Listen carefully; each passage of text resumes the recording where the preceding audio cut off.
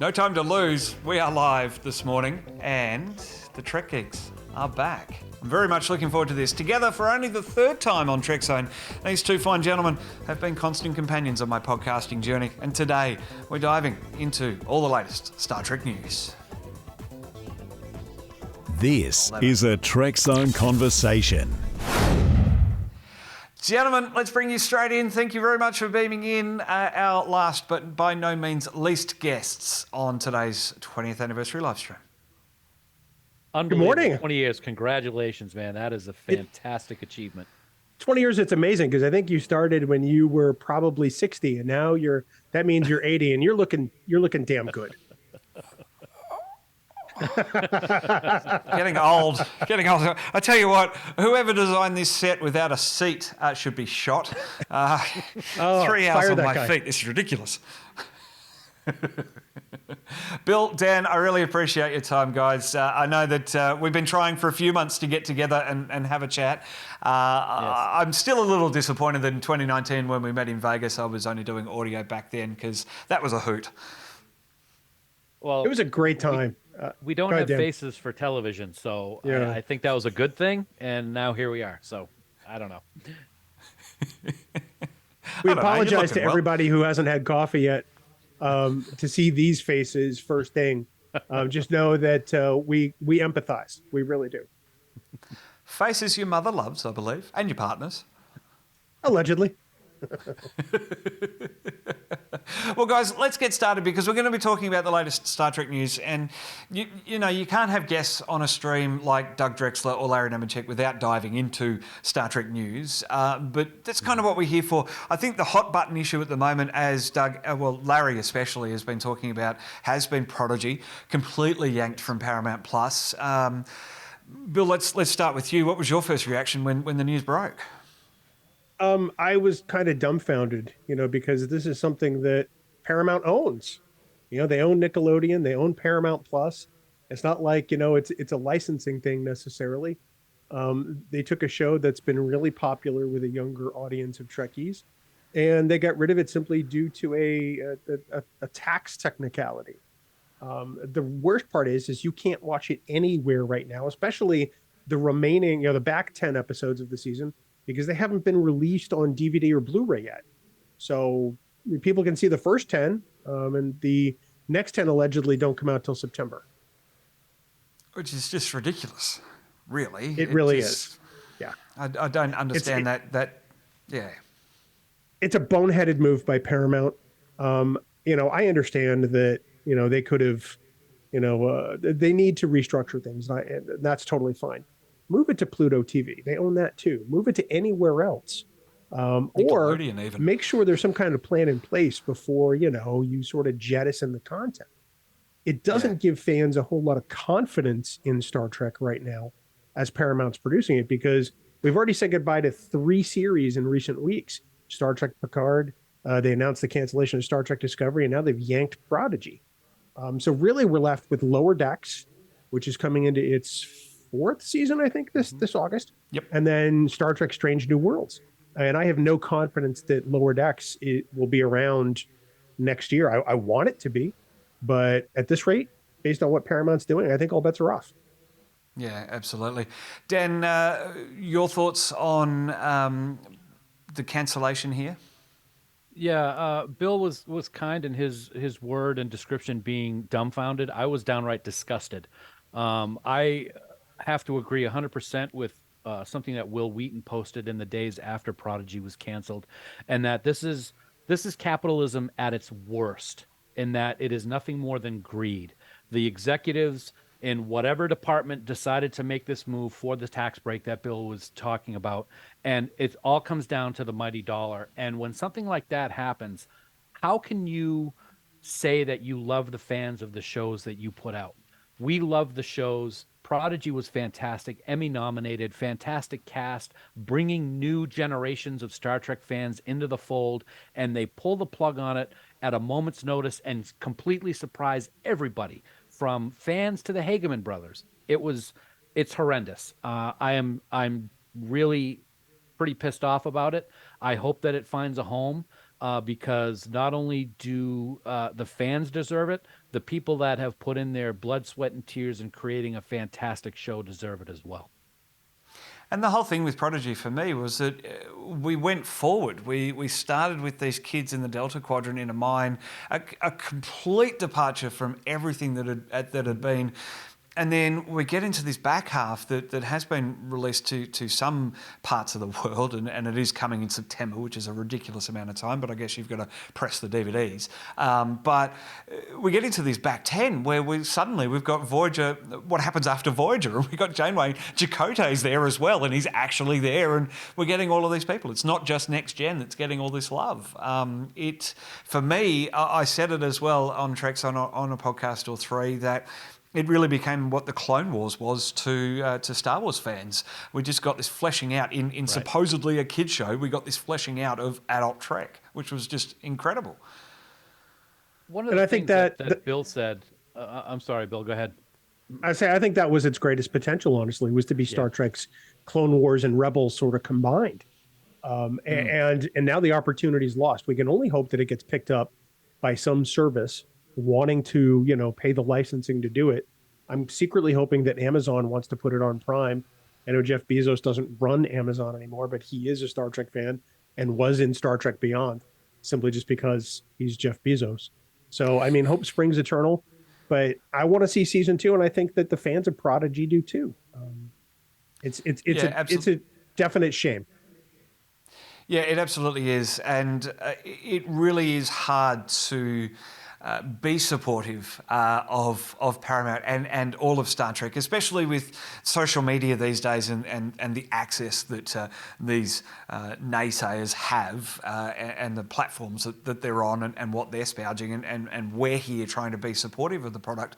Then the product goes and does this. The production, the accountant goes and does this. I've seen Starrect on Twitter recently.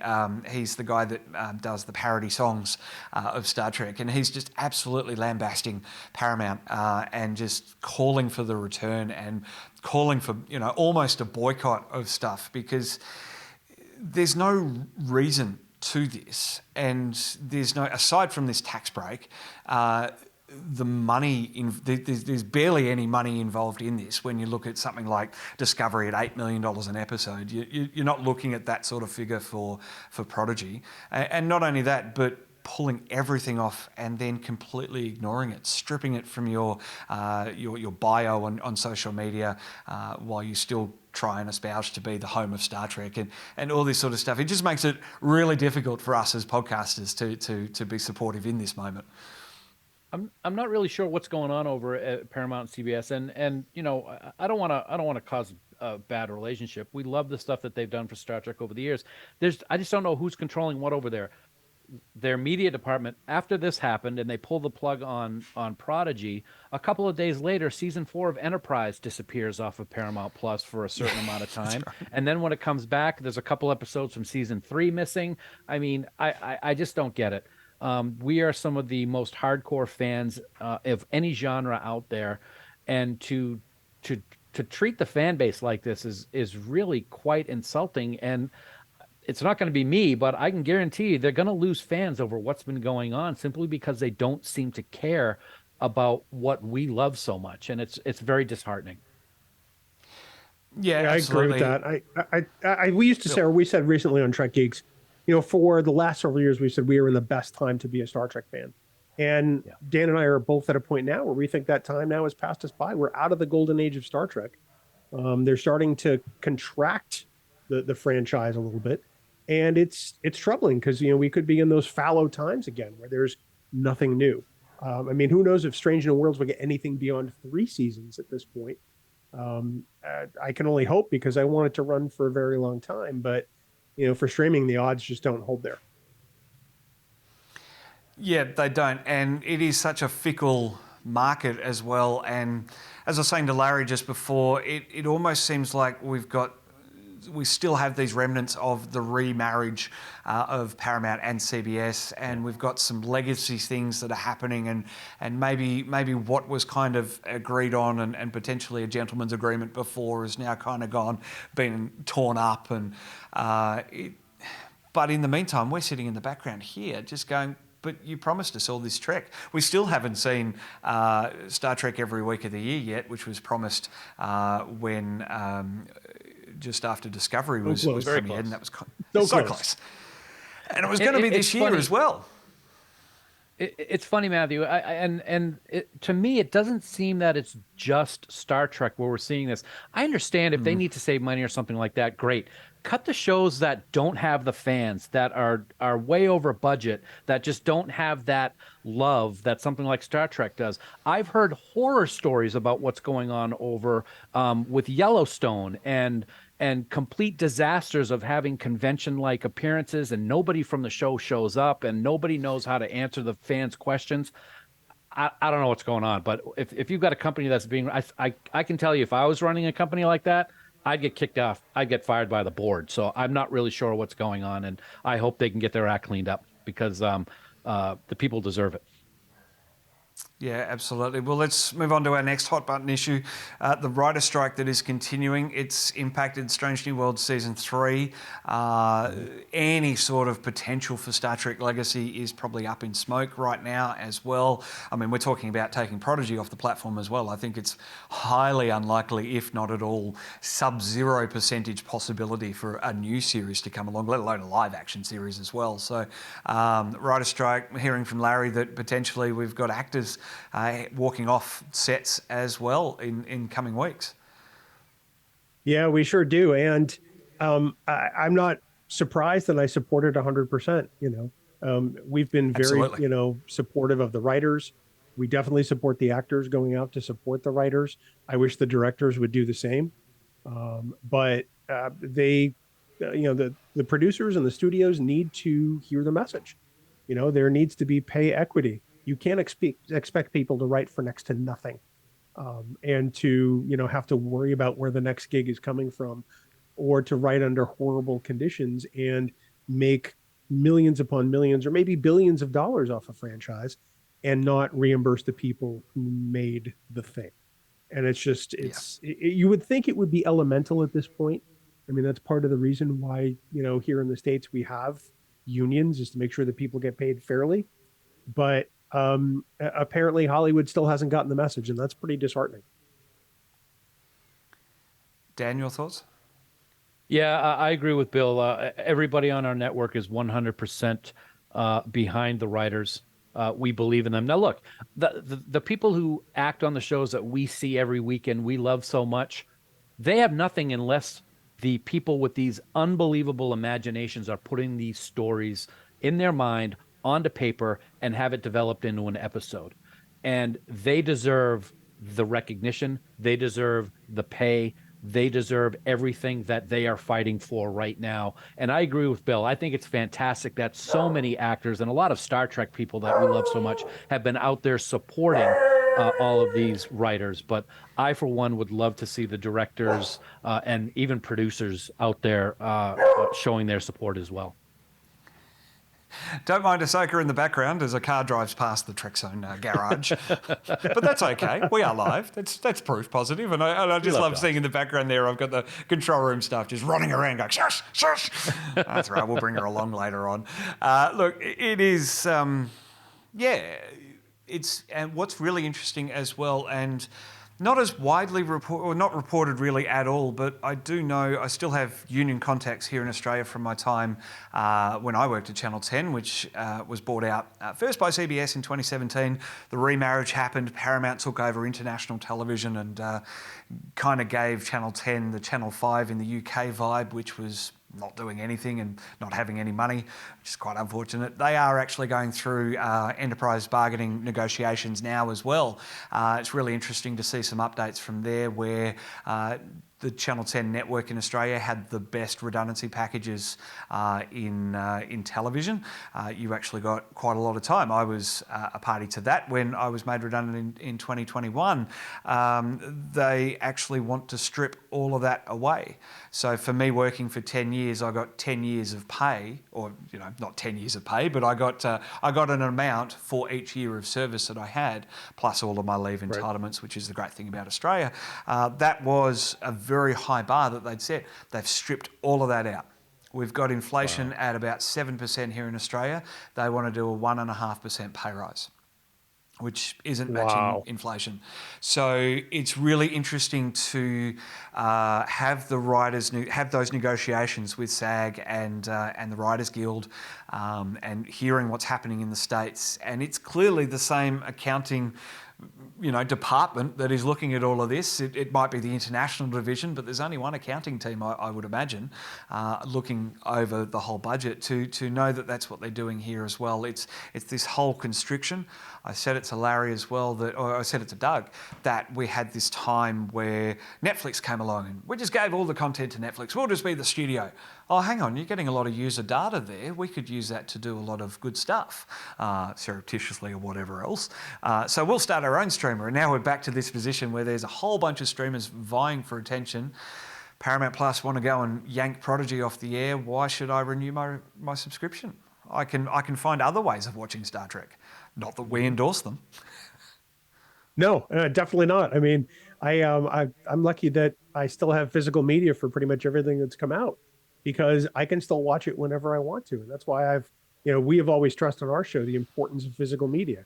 Have the DVD in your hand, as my copy of Lower Decks is right here, because nobody can take that away from you.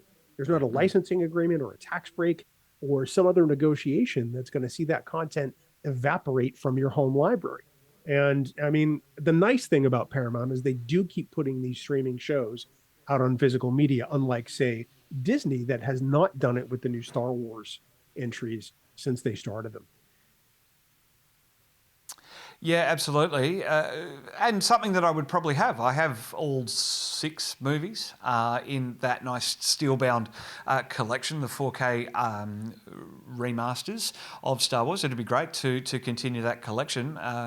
My physical media is not kind of on display at the moment. It's in a cupboard, but it is still there. And as you say, if I want to go and watch that, and I want to watch it in a good resolution and not be a party to Australian internet conditions, yeah, I can do that. I can put a Blu-ray into a Blu-ray player and watch it on my 4K television. You can't do that. As you say, you can't do that with Star Wars. Dan, have you got Lower Decks? Have you got Prodigy? Yes, I do have the media that's available, and I will be looking forward to getting the rest of the media. The thing that's really just so aggravating, and I'm not even involved in Prodigy, is season 2's done. Why yank something off the air when it's done? There's very few bits of post-production that need to be done so that this story can continue for another season. And to not only not have the second half of season 1 available on your own platform, and then you say, we're not going to have it going forward at all, and there's a season sitting on a desk somewhere that is just ready to be released for millions of fans to watch, it's unconscionable. I hope we get to see it. I really hope that whoever is working on finding another home for Prodigy finds it. I don't know all the legalities of how they're going to get a license to do it because they don't own the IP, and how's it going to get on another platform. But I hope it gets done because we deserve to see season 2. Right, Bill? I know where the content is. They're with the Axanar patches sitting on a desk somewhere. Did I really just lay into Axanar in a discussion of news? Yes, I did. Someone did it, and it wasn't me. You're welcome, world. Well, I think we now know the Trek Geeks stance on that production, if we didn't know already. Yeah. Production? They've made something? Wow. Well, Christian Gossett did. Well, yes, he did, and he did an amazing job. He did. I love how that just went that way. You're welcome. Sideways. That's what we do. Yeah, absolutely. Well, isn't it funny that I can celebrate 20 years of a website, 10 years of podcasting with 1,085 episodes in the catalogue, and little old guy in Lawrenceville can't do 15 minutes. Yeah. Well, you see, the reason why you could do those things, Matt, is because you know how to do them. I think that's really the big separator here. The only disappointment for me is that I haven't consistently crowdfunded and had a Patreon where people have been paying to put tyres on my car. Anyway, we're not here to talk about him. Let's quickly divert over to Strange New Worlds, 4 episodes in. Yes. Your thoughts, Bill? I've seen the first 6. Dan, I know you've seen 5, or you started 5. I've seen 4. Oh, come on, Dan, hurry up. Even I've seen 6. I know, really. Right. I've seen for the first 4 episodes and 10 minutes of episode 5. I actually was watching it before I ran up here. So, Quitter. How good? And how good is it? I mean, we are under embargo for 5 and 6, but we can lightly say, well, we can say that we've seen them, and we can lightly say that they're still just as good and progressing this kind of character-focused episodes. I like season 2 very much. I this last episode, the one that just premiered with the Among the Lotus Eaters, where they're back on Rigel 7. I thought it was right. I didn't automatically love it like I did the 13 episodes that preceded it. I thought it was probably the weakest episode to date for me, but that doesn't mean in Trek Geeks parlance that it's a skip it, because I don't think it is. I just think it's not as strong an episode for me. And I've seen it probably 3 or 4 times at this point. Other than that, I think season 2 is off to a great start. I look forward to people catching up to 6, because I think the next 2 episodes are really quite fantastic. Dan. sorry. You keep me busy on stuff to do with Trek Geeks, which I never get to even finish anyway, so... But I got to agree. I do have to agree with Bill. The episodes that I've seen, I've very much enjoyed. I did like the Lotus Eaters episode a little bit more than Bill. I really enjoyed Tomorrow and Tomorrow and Tomorrow. I'm going to watch it again tomorrow. But Christina Chong is just absolutely fantastic in that episode, and I'm really looking forward to seeing a Captain Kirk from our own timeline. I mean, I know we saw him on her pad when she called him at the end of the episode. But the only episodes that we've gotten a lot of Mr. Wesley's Captain Kirk has been in alternate timelines, which is kind of interesting. So I hope we get to see him a little bit more going forward. And as Larry said, he needs to put on a little bit more weight and change his hair color. But he's doing a great job. I have enjoyed season 2 very much. I do love the fact that they are back to that episodic, character-driven episodes. 1 character per episode so far this season, I thought, has been great. And that's another perfect example of what the writers are doing. They are doing fantastic stories. They deserve that recognition. And it has flown from season 1 into season 2, and I think they're doing a hell of a job. I think the issue with Paul's hair is that Anson has stolen the entire budget. He's stolen everybody's hair. Yeah. Yeah. And, I mean, that's why Christina can only have a ponytail. Yeah. I don't think Paul Wesley needs to beef up a little bit, because, I mean, let's be honest. There are a couple of seasons of the original series where Shatner's, probably using some kind of slimming device under his uniform to make him look more Captain Kirkish. I think Paul Wesley's doing a fantastic job. And I say, let him do what he's doing, because he gets Kirk. Yeah, he does. And the chemistry between the two of them in that episode was really something. And I'm looking forward to seeing more of that. I think there was a great little clue that we're going to see more of them together, especially when they focused in on that watch at the end of the episode a couple weeks ago. So I am looking forward to seeing him more as Captain Kirk as the series progressive. And as Bill said, I want it to go a lot more than 3 seasons, so I'm keeping my fingers crossed that things will continue. I'd love to see at least 7 from Strange New Worlds. Absolutely. Bill, we know what Dan's talking about, don't we? We've seen all 6. We do. Oh, we can't say anything because we're under embargo. Question answered. Dan, we know. I tell you what, Dan, when you catch up, we can talk openly. Yeah. Guys, I should also mention as well, we're fast approaching your bedtimes over there in the US Eastern Time Zone. So I do want to touch on 300 episodes of the Trek Geeks. You guys were far too busy for us to talk about it at the time, but you've cracked 300 episodes. It's not my 1,085, but it's still pretty good. It's probably a little bit better produced, maybe, dare I say? No, probably not, because I know the guy who produces it. right here. Um, it's weird to think that we're 300 episodes because in many ways, and Dan, I don't know if you agree with this. I really kind of feel like we just started, and it was 8 years ago that we started. So we probably would have hit 300 episodes a lot longer ago if we, really kept to the episode per week. But life happens, pandemics happen. I'm just excited that we're still around and that people still really enjoy listening to the show because that's really what keeps me going personally. It's fun to talk about Star Trek. It's always fun to talk with Dan. It has been for our 25 years of friendship. But to get the feedback and to hear how much people enjoy listening to the show and laugh and feel like they're part of the discussion in the room really is the most amazing thing. And I am grateful for it every day. Dan, what's it like to know that people actually keep tuning in to listen to your opinions? I will never understand it. I mean, 300 episodes. I remember when we first started, and Bill asked me if I wanted to do a podcast, and my answer was literally no. What's a podcast? I just had no idea what it was. And then he said, "Okay, so we're going to start this. Just to let you know, podcast if you make it more than 10 episodes, you're doing pretty good." And now we're sitting at over 300 as we talk here today. I'll never understand it. We're just two geeks living in New Hampshire that talk about the passion that we love. And I think that the thing that makes us so different is we always focus on talking about Star Trek through the veil of our friendship that we've had for 25 plus years.